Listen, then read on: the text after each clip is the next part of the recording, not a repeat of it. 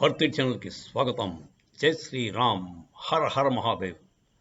కాంగ్రెస్ వాళ్ళ మేనిఫెస్టో చూసి దాన్ని కొంచెం పరిశీలిస్తే ఏమాత్రం తెలివైన వాడైనా సరే దానిలో ఉన్న ఘోరమైన వాళ్ళ ఉద్దేశం బిహైండ్ దట్, వాళ్ళ వాళ్ళ ఉద్దేశం ఏమిటి, కాంగ్రెస్ వాళ్ళ మన దేశాన్ని నాశనం చేద్దామనే వాళ్ళ కంకణం కట్టుకున్నట్టు ప్రత్యక్షంగా కనబడబోతున్నాడు. అది వాళ్ళు ఏమంటాడు, ఇన్కమ్ అంటే రీడిస్ట్రిబ్యూషన్ ఆఫ్ అసెట్స్ అంటున్నాడు. అంటే మొత్తం అందరి ప్రాపర్టీని ఒక ముందు సేకరిస్తాడు, అందరికీ పంచిపెట్టేస్తాడు. అంటే బేసిక్గా ఇన్హెరిటెన్స్ ట్యాక్స్ అని ఒకటి వేస్తాడు.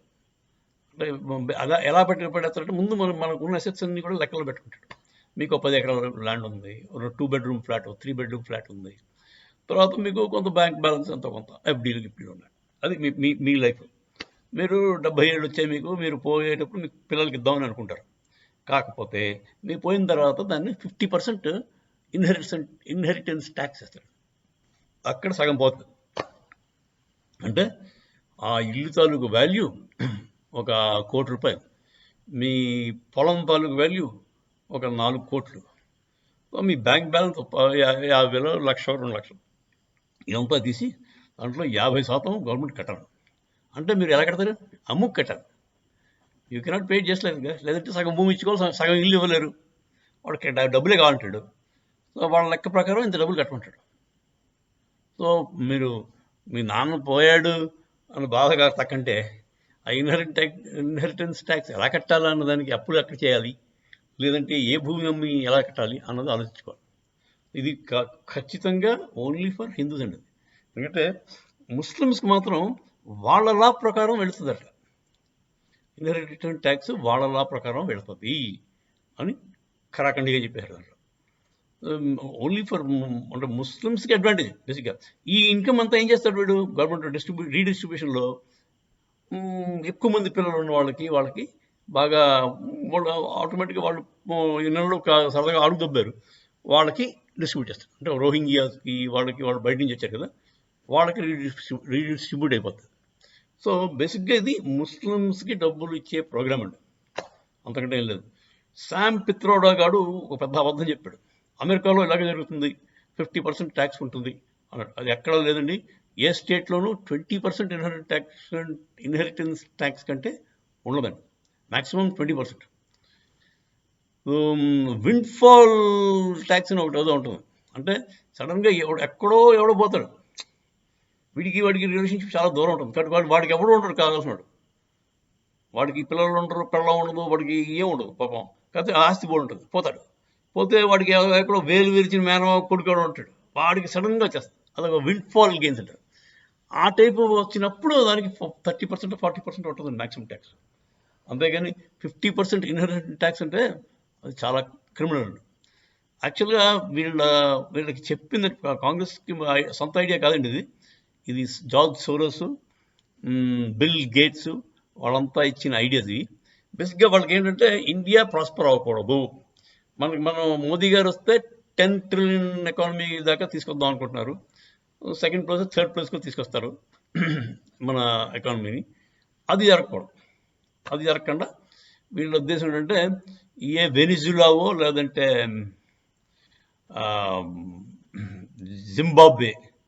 జింబాబ్వేలో మీకు ఎంత ఇన్ఫ్లేషన్ చెప్పనండి. మీకు రోజుకి ఇన్ఫ్లేషన్ అండి. ఇవాళ పేపర్లో అనౌన్స్ చేస్తాడు, నాక్ ఆఫ్ 10 అంటాడు. అంటే మీకు ఇవాళ ₹10 అయిపోయింది, ఒక 0 తినేసేయండి. అలాగా ₹1,00,000 వాళ్ళకి ₹1,00,000 ఈక్వలెంట్ నోట్లు ముద్రిస్తున్నారండి. $1 మిలియన్ అంటే వాళ్ళ కరెన్సీ లేదా, మిలియన్ రూపీస్ తాలూకు అంటే 10 లక్షల నోట్లు ముద్రిస్తున్నారు. ఎందుకంటే దానికి విలువ లేదు. మీరు 10 లక్షలు పెట్టుకెళ్తే వాటిల్లో మీకు బాండ్ పెడతాం. ఎప్పుడవుతుందండి ఈ పరిస్థితి? మీకు ఈ సోమరిపోతులను పోషించి వాళ్ళకి డబ్బులు ఇచ్చి ఫ్రీగా పనిచేసేవాడి దగ్గర కొల్లగొడితే పనిచేసేవాడు మానేస్తాడు పనిచేయడం. తర్వాత మరి వ్యవసాయదారుడు పనిచేయడం మానేసి, ఎందుకంటే కూలీళ్ళే భరించలేకపోతున్నాడు. కూలీడు ఒక్కొక్కడు ఇంక అందరికీ లక్షలు ఇస్తుంటే నాకు 50,000 ఇస్తే రోజు పని చేస్తుంటాడు. నువ్వు ఎక్కడ వెళ్ళాడు అమ్మితే ధాన్యం అమ్మితే ఎంత రావట్లేదు. సో వీడు పండించడం మానేస్తే మొత్తం తిండి పెట్టేవాడు ఉండడు, తిండి దొరకదు. అప్పుడు విపరీతమైన మీకు ఫుడ్ రేట్స్ అని అలాంటివన్నీ జరిగాయి అక్కడ. Venezuela and Zimbabwe classic examples అండి. వాళ్ళు చేసింది ఇదే, రీడిస్ట్రిబ్యూషన్ ఆఫ్ ఇన్కమ్, అదే వెల్త్ రీడిస్ట్రిబ్యూషన్. ఇది చాలా ప్రసిద్ధికెక్కిన లెఫ్టిస్ట్ పాలసీ అండి. అంటే ఎక్స్ట్రీమ్ లెఫ్ట్ పాలసీ ఇది, ఎక్స్ట్రీమ్ లెఫ్ట్. వాళ్ళు ఇదే పని చేస్తారు, ఇన్కమ్ రీడిస్ట్రిబ్యూషన్ చేస్తారు. ఇప్పుడు చైనాలో పాపం జాక్ మాగడ్ని ఏం చేశారు, వాడు అలీబాబా ఓనర్, మొత్తం నాశనం అయిపోయింది అలీబాబా. ఏమైపోయింది అడిగింది. సో ఇలాగే అవుతుందండి. ఇప్పుడు టాటాస్ ఉంది, టాటాస్ ఎక్సలెంట్ కంపెనీ అది 2-3 పాకిస్తాన్ ఎకానమీ కంటే ఎక్కువ ఉందండి. పాకిస్తాన్ జీడిపి కంటే 2 to 3 times ఎక్కువ ఉంది టాటా తాలూకు యాన్యువల్ బడ్జెట్. సో అలాంటి కంపెనీని మీరు ఒక్క స్ట్రోక్తో ముగించవచ్చు. ఎలాగా వీడేమంటున్నాడంటే పార్సీలందరూ కూడా 0.1% వాళ్ళ రిప్రజెంటేషన్ బట్టి వాళ్ళకి వెళ్తుండాలి. వాళ్ళు 0.1% అయినా ఆ గోడ్రేజు, టాటాసు వాళ్ళ ప్రాపర్టీ ఫినామినల్. వాళ్ళు మన జీడిపిలో కొంత ఉంటుంది వాళ్ళు. అలాంటి ఇన్కమ్ జనరేషన్ చేశారు పాపం కష్టపడి over period of so many years. వాళ్ళని ఇప్పుడు ఏమంటాడంటే నువ్వు 0.1% ఉన్నావు, నీకు 0.1% నీకు ఎలిజిబిలిటీ, మిగతాదంతా గవర్నమెంట్ కట్టు. గవర్నమెంట్ కడితే ఏం చేస్తాడు వాడేమో రోహింగ్యాలకి లేకపోతే బంగ్లాదేశీ ఈ ముస్లిమ్స్కి ఇస్తాడు అనమాట. ఎందుకంటే వాళ్ళకి రీడిస్ట్రిబ్యూషన్ లేదు, అంటే వాళ్ళకి డబ్బులు పుచ్చుకోవచ్చు కానీ ఇవ్వడానికి అవసరం లేదు. ముస్లిం ప్రాపర్టీ ఉందనుకోండి, వాడి ప్రాపర్టీ వాడి లా ప్రకారం అవుతుంది. అంటే వాడు 2-3 పిల్లలు ఇచ్చుకోవచ్చు హ్యాపీగా, అంతేగాని వాడు ఇన్హెరిటెన్స్ ట్యాక్స్ వాడికి వర్తించదు. అదండి మన కాంగ్రెస్ వాళ్ళు చేసిన ఘనమైన స్కామ్ ఇది. మీరు పొరపాటును కూడా కళలో కూడా కాంగ్రెస్ ఓటేద్దామని అనుకోకండి. మోదీ గారి మీద మీకు కోపం ఉంటే ఆ కోపం కొనాలి మింగుకోండి. దయచేసి హిందువులైతే మీ ఫ్యూచర్ ఉండాలనుకుంటే, మీ పిల్లలు మన దేశంలో బతికి బట్టకట్టాలంటే, సీరియస్గా చెప్తానండి, కాంగ్రెస్ వచ్చిందంటే ఇంక 10 ఏళ్లలో అడుక్కు తినడం పని మన పరిస్థితి. అడుక్కు తినడం అందరూ, ఒక్కళ్ళు కాదండి. మిడిల్గా నాకేంటి, నాకు ఎన్ని కోట్లు ఉన్నాయి, నాకు ఇంత పొలిటికల్ బ్యాకింగ్ ఉంది అనుకుని నేను కాంగ్రెస్ అనే కదా అనుకున్నారా, అయిపోయారు. సో ఇదండి కాంగ్రెస్ తాలూకు ఎక్స్ట్రీమ్ లెఫ్ట్ భావజాలం. దాన్ని చూపించి వాళ్ళు యాక్చువల్గా ఇది కాంగ్రెస్, రాహుల్ గాంధీ ఇది కూడా కాదు ప్లాన్. ఇది వెనకాల నుంచి చాలా పెద్ద పెద్ద హ్యాండ్స్ ఉన్నాయి. వాళ్ళేమో ఇండియాని ఎట్టి పరిస్థితుల్లో నాశనం చేద్దామని చూస్తున్నారు. మీకు బిల్ గేట్స్ తెలుసో లేదో, వాడు కల్లింగ్ అంటాడు, కల్లింగ్ చేద్దాం అనుకుంటాడు. కల్లింగ్ అంటే మీకు ఎవడో తెలుసండి ఆ వర్డ్ అర్థం? ఇప్పుడు ఒక అడవి ఉంటుంది, మీకు ఏనుగులు పెంచారు, ఏనుగులు ఎక్కువైపోతే ఏమవుతుంది, వాటికి మిగతా చెట్లు చేమలు అన్నీ తొక్కు పెరుగుతుంటే తినేస్తుంటాయి. దాంతో ఫారెస్ట్ వాళ్ళు ఏం చేస్తారంటే మన ఫారెస్ట్లో 5,000 ఏనుగుల కంటే ఉండడానికి వీల్లేదు, మిగతా వాటిని కల్లింగ్ చేసేమంటారు. అంటే అప్పుడు పెద్ద పెద్ద గన్స్ తీసుకెళ్ళి ఏనుగు గ్రూప్స్లో పెద్ద పెద్ద ఏనుగులన్నింటినీ చంపేస్తారు.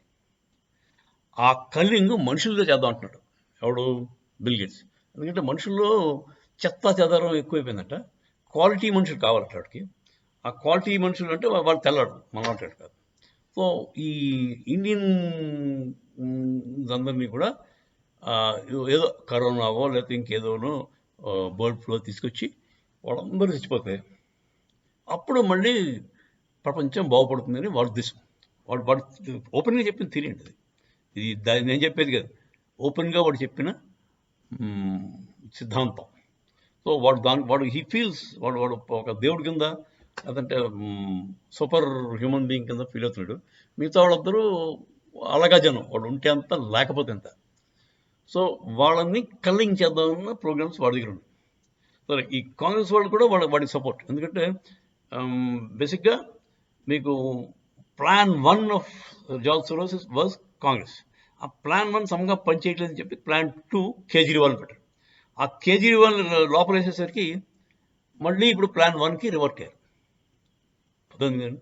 సో ఆ ప్లాన్ 1కి రివర్ట్ అవడంలో స్ట్రాంగ్గా వాళ్ళు ఏం చెప్పారంటే మీరు ఇలా పెట్టండి, మీరు గెలుపు ఖాయం అని చెప్పాడు. అది కదా రాహుల్ గాంధీ అంటాడు, ఏక్ ఝలక్ మే గరీబీకి హఠాదుంగా అంటాడు. అంటే ఒక్కొక్కడికి 1 లక్ష రూపాయలు వాడి అకౌంట్లో వేసేస్తే గరీబీ పోతాడ. ఈ వెర్రిముండా కొడక వాడికి వాడికి ఎకనామిక్స్ రాదు, ఏమీ రాదు, చదువు లేదు, ఏదో మందు కొట్టి బతికే భూత. సరే వాడు మందు అదే మాదక ద్రవ్యాలు మీ బతికే మూర్ఖుడు అందరికీ అకౌంట్లో 1 లక్ష రూపాయలు వేసేస్తే దేశం మారిపోతుందా? ప్రపంచం అంతా వృద్ధిగా చేస్తుంది. అలా అయితే ఎప్పుడో చేశారు కదా అందరూ. దానివల్ల నష్టం అండి బాబు. అదే జరిగింది ఇప్పుడు ఈ వెనజులాలోను జింబాబ్వేలోను. ఏమైంది? మొత్తం ఎకానమీ షాటర్ అయిపోయింది. 1 లక్ష రూపాయలకి ఏం దొరకదు. 1 లక్ష రూపాయలు బాగా జేబులో ఉంటాయి, కానీ ఏం కొందామన్నా నీకు 2 లక్షలు పెట్టరంటాడు. సో అలా అయిపోతుంది పరిస్థితి. సో మనీతో అలా పిచ్చి పిచ్చి ఆటలు ఆడకూడదండి.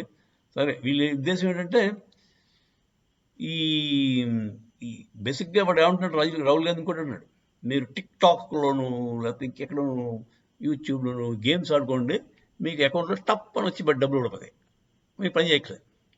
అంటే పని చేసేవాడు మూర్ఖుడా? ఇప్పుడు కష్టపడి పొద్దున 9 నుంచి సాయంత్రం 5 దాకానో 6 దాకానో కష్టపడి మనమంతా మూర్ఖులమా? మన అంటే ఇంకెవడు కష్టపడడం మానేస్తారు. కష్టపడిన వాళ్ళు ఆ డబ్బులు పెడతారు. అంటే బేసిక్గా అర్థం చేసుకోండి, ఒక క్లాస్ ఉంది, కష్టపడిని మన మీద పడి బతుకుదామన్న క్లాస్ ఎప్పటి నుంచో చేస్తారండి సాయిబులు. వాళ్ళు ఎప్పటి నుంచో అదే వాడు పద్ధతి అండి, ఎడారికి బతుకది. అది వాడు కష్టపడ్డు కూడబెట్టడు, కష్టపడి కూడబెట్టుకున్నవాడు చంపి వాడు లాగేస్తాడు. సో ఇవన్నీ ప్రిపరేషన్ గజ్వా హింద్కి జరుగుతోందండి. కాంగ్రెస్ వాళ్ళు డైరెక్ట్గా దిగిపోయారు రంగంలోకి.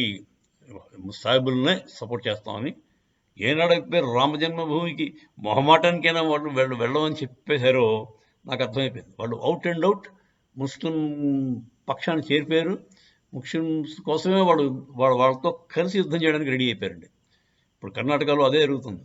వాడు ఎక్కడ కాంగ్రెస్ రూలింగ్ ఉందో అక్కడ ఫుల్ రైట్స్ ముస్లిమ్స్కి ఇచ్చేస్తున్నారు. వెర్రి బెదల్లాకి మన సిద్ధరామయ్య వాళ్ళు ఏం చేస్తున్నారు? వాళ్ళు అర్థం చేసుకోవాలి. అట్లీస్ట్ మన హిందూ మతం అంటే వాడికి ఇష్టం లేకపోవచ్చు, వాడికి రావడం అంటే గౌరవం లేకపోవచ్చు, అయినా వాడు ఉనికే నష్టం అండి. వాడి పిల్లలు, వాడి జనరేషన్స్, చుట్టుపక్కల అందరూ పోతారు. ముందు సిద్ధరామయ్య ఇంట్లో పడతారండి వీళ్ళు సాయిబులు వచ్చి, ఆడిని నరుకుతారు. నా అంచనా అదే, చూసుకోండి. సో ఈ చాలా జాగ్రత్తగా ఉండండి. హిందువులు బద్దకెచ్చకండి, వెళ్ళండి, ఓటేయండి, అందరూ ఓటేయండి, మోదీ గారిని గెలిపించండి. కాంగ్రెస్ని మాత్రం గెలిపించకండి. మీకు ఇంకా అంతకంటే థర్డ్ ఆల్టర్నేటివ్ ఏదైనా బెటర్ దొరికితే దానికి. కాంగ్రెస్ భావజాలం కేజ్రీవాల్ లాంటి వాళ్ళు చాలా ప్రమాదకరం. సో అప్రమత్తంగా ఉండండి. ఈ ఎలక్షన్స్ చాలా క్రూషియల్. వెళ్ళండి, ఓటేయండి ప్లీజ్. బద్దకించకండి. ఇంట్లో పడుకుని ఆ రోజు బిర్యానీ తిని కూర్చొని పడుకుంటాను, సెలవుదిలను కదా అని ఎప్పుడు అనుకోకండి. బద్దకించకుండా వెళ్ళండి, ఓటేయండి, మోదీ గారిని గెలిపించండి. ఇంకెవ్వరు వద్దు. మోదీ గారే మనకు రక్ష. మహాత్ముడు అతను. మన సనాతన ధర్మాన్ని కాపాడుతాడు, మన విలువలు కాపాడుతాడు, మన హిందువులు ఉనికిని కాపాడుతాడు అని నా అభిప్రాయం అండి. మీరందరూ కూడా ఓటు వేయడం మానకండి, వెళ్ళండి, వెళ్ళి ఓటేయండి, బీజేపీకి ఓటేయండి, మోదీ గారికి ఓటేయండి. అదండి కాంగ్రెస్ మేనిఫెస్టో తాలూకు భయంకరమైన పరిణామాలు. దాని నుంచి అర్థం తీయాలంటే చాలా భయం వేస్తుంది. వాళ్ళ ఉద్దేశం చాలా మా దేశాన్ని నాశనం చేద్దామనే కంకణం కట్టుకుందండి కాంగ్రెస్. ఇంకెలాగా గెలవలేము. ఒకసారి పొరపాటునైనా వచ్చేస్తే ఏదో మభ్యపెట్టి హిందువుల్ని ఓటు ఏం చేసుకుంటే అప్పుడు ఇంకా దేశాన్ని మింగేసి పారిపోదాం, మొత్తం నేలమట్టం చేసేసి ఇండియాని వాళ్ళు ఇటలీ పారిపోతాయి. అదండి వాడి ఉద్దేశం, రాహుల్ గాంధీ. సో చాలా జాగ్రత్తగా ఉండండి, గమనించండి, ఓటు మాత్రం వాళ్ళకి వేయకండి. ఇటలీ ముందే పారిపోయేలాగా ఈయన ఈ ఇయర్లోనే 2024లోనే వాళ్ళు మూటామూలని సర్దుకుని ఇంటికి వెళ్ళిపోతే మన దేశంకి కొంచెం మంచి రోజులు వస్తాయండి. జై శ్రీరామ్, హర హర మహాదేవ్.